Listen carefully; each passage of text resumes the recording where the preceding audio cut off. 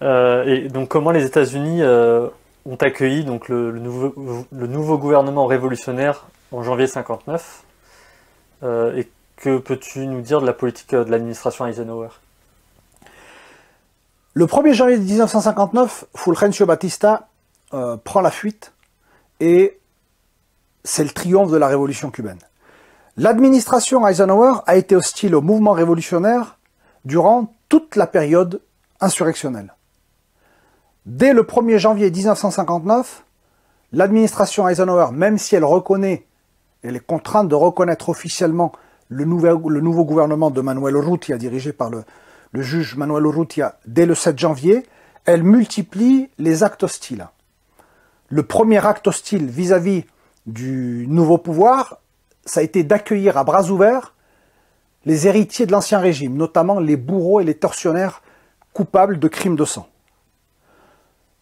Le deuxième acte hostile, ça a été de déclencher une campagne médiatique contre le gouvernement révolutionnaire lorsqu'il a décidé d'appliquer la justice révolutionnaire contre les bourreaux coupables d'assassinats, de meurtres, de tortures, etc. Il faut savoir, donc, bien entendu, le gouvernement révolutionnaire a mal pris ces actes d'hostilité, et il est assez ironique de voir que l'administration qui avait soutenu la tyrannie de Batista, qui avait fait 20 000 morts, on ne peut pas dire que l'administration des États-Unis ignorait ce qui se passe à Cuba, puisque les rapports remis par les ambassadeurs successifs des États-Unis dans l'île faisaient état de tortures, de disparitions forcées, d'exécutions sommaires, etc. Ils n'ont dit un mot durant toute la période insurrectionnelle sur Batista, et dès lors que la justice révolutionnaire s'est mise en place, on a exigé du gouvernement que les règles de droit soient respectées. Les Cubains ont rapidement compris que l'objectif de l'administration Eisenhower était de discréditer le nouveau régime, de le présenter comme étant un gouvernement sanguinaire. Pour donner quelques chiffres, durant les 3 premiers mois de 1959, il y a eu à peu près 500 exécutions. Les observateurs de l'époque, y compris les congressistes des États-Unis, qui ont assisté aux tribunaux, au jugement au sein des tribunaux, ont déclaré que dans n'importe quel autre pays, ces gens-là auraient eu le même sort, donc auraient été condamnés à la peine capitale. D'ailleurs, les tribunaux révolutionnaires ont été mis en place pour éviter que la population se fasse justice elle-même, pour éviter que survienne ce qui est arrivé, notamment en France, à la Libération. En France, à titre de comparaison, il y a eu 10 000 exécutions, dont 9 000 extrajudiciaires. Ça, c'est la réalité des chiffres. Donc les États-Unis, que fait ensuite l'administration Eisenhower? Elle prend rapidement la décision, elle se rend compte qu'elle a affaire à un gouvernement qui souhaite reprendre en main les destinées de la nation et qu'elle ne pourra plus imposer sa volonté comme ça a été le cas durant des décennies. Rapidement, les États-Unis décident de procéder à un changement de régime.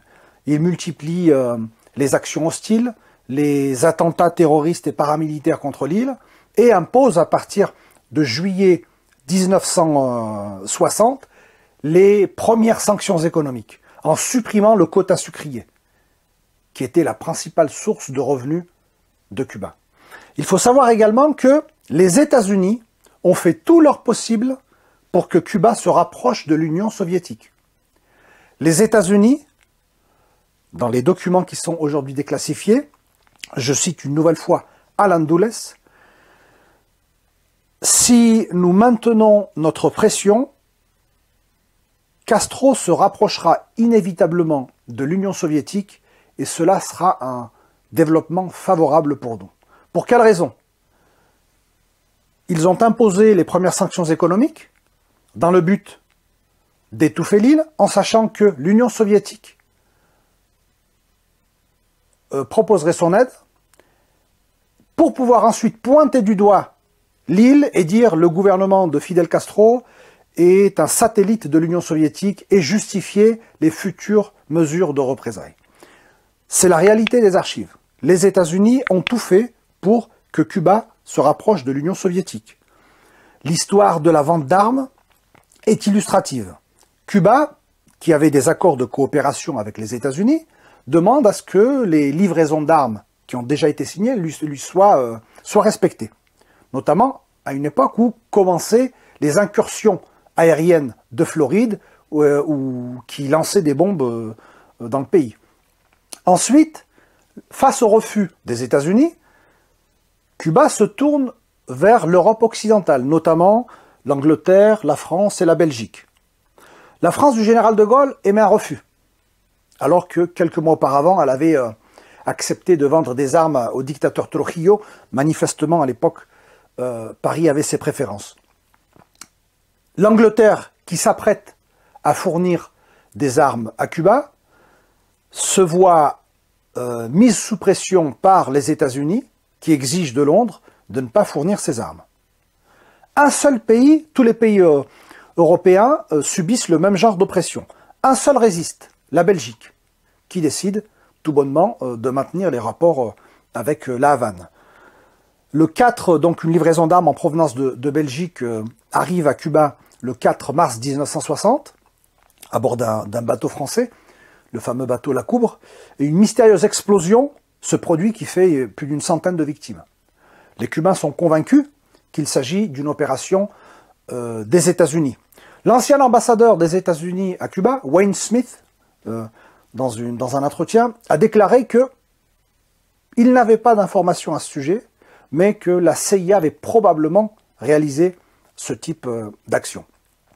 Donc la seule porte de sortie qu'il restait pour Cuba, c'était une alliance stratégique avec l'Union soviétique.